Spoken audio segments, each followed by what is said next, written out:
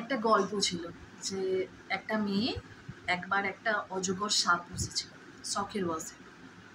তো সাপটা কিছুদিন বাদ থেকেই অস্বাভাবিক আচরণ করতে শুরু করে। মানে সে খাবার খাওয়া বন্ধ করে দিয়েছিল, অনেক দিন যাবৎ খাবার খেত না।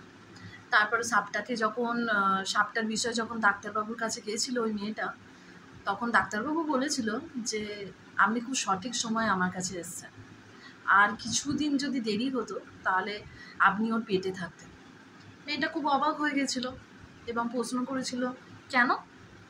তো বলেছিল যে সাপটা এই কারণে খাবার খাওয়া বন্ধ করে দিয়েছিল যে ওর পেটে জায়গা খালি করছিল এবং ও এটা পরিমাপ করছিল যে কতটা জায়গা জুড়ে আপনাকে রাখা যাবে। এবং মেয়েটি এটা বলেছিল, মেয়েটাকে এটা প্রশ্ন করেছিল ও কি সবসময় আপনার সাথে ঘুমায়। তো মেয়েটি উত্তর দিয়েছিল হ্যাঁ, ও আমাকে রোজ জড়িয়ে ধরে ঘুমায়। তো তখন প্রত্যুত্তরে ডাক্তারবাবু এটা বলেছিল যে আপনাকে জড়িয়ে ধরে থাকে এই কারণে, জড়িয়ে ধরে ঘুমিয়ে থাকে এই কারণে যে আপনাকে ও পরিমাপ করে যে আপনি কতটা লম্বা, কতটা চওড়া, কতটা জায়গা জুড়ে আপনাকে, মানে কতটা জায়গা লাগবে ওর পেটের ভেতর আপনাকে রাখতে। তাই ও ততটা অংশ খালি রাখছিল খাবার না খেয়ে আপনাকে পেটে ভরার জন্য।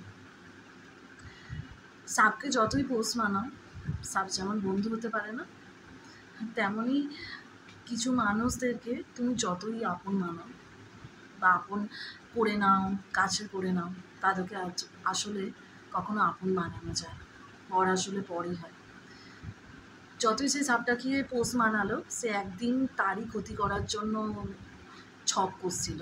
সেরকম এই মুখোশধারী কিছু সাপরূপী মানুষেরা থাকে, তারা শতবার ভুল করার পরে আবার যদি তাদেরকে কাছে টেনে নেওয়া হয় বা আপন করা হয়, তারা আসলে কোনোদিনও পরিবর্তন হয় না। তাদেরকে যতই তুমি আপন করো বা কাছে টেনে নাও, শত্রু শত্রুই থাকে। শত্রুকে কখনো আসলে বন্ধু করা যায় না, আর শত্রু কখনো বন্ধু হয় না। তাই যাদের সাথে আমরা ছোটোবেলায় একসাথে পড়াশোনা করেছি, তারা আমাদের চাইল্ডহুড ক্লাসমেট। যাদের সাথে আমাদের স্কুলে পড়েছি তারা স্কুলমেট। যাদের সাথে টিউশনে একসাথে ব্যাচে পড়তাম তারা আমাদের ব্যাচমেট। যাদের সাথে আমাদের শুধু মানে ক্ষণিকের আলাপন বা পরিচিতি, তাদের আমরা বা তারা আমাদের কাছে শুধুমাত্র পরিচিত, বা আমরা তাদের কাছে শুধুমাত্র পরিচিত।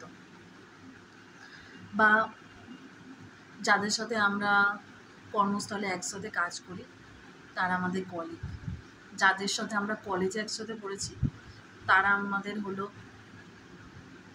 কলেজের ক্লাসমেট বা ডিপার্টমেন্ট এর ক্লাসমেট। কিন্তু বন্ধু, বন্ধু আসলে সবাইকে বলা যায় না।